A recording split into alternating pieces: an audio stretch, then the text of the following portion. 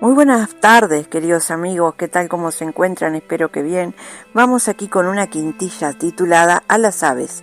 Dice así: son las dueñas de los cielos, ángeles en las alturas, son majestuosas figuras que enamoran con sus vuelos y hasta curan las locuras.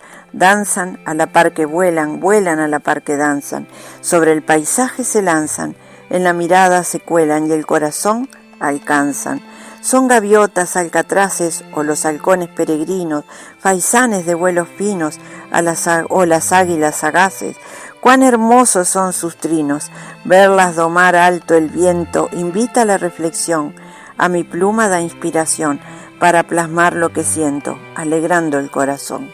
Y sí, amigos, qué hermosas son las aves, y en este mismo momento que les estoy grabando este poema, estoy viendo el comedero que hice en mi jardín, lleno de pájaros, donde les pongo alpiste, maíz, y vienen a comer palomitas, tordos, doraditos y otras aves del lugar.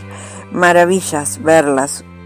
No sé qué tienen, pero solo verlas y que estén allí todas juntas alimentándose, la verdad, alimentan el alma y regocijan la existencia.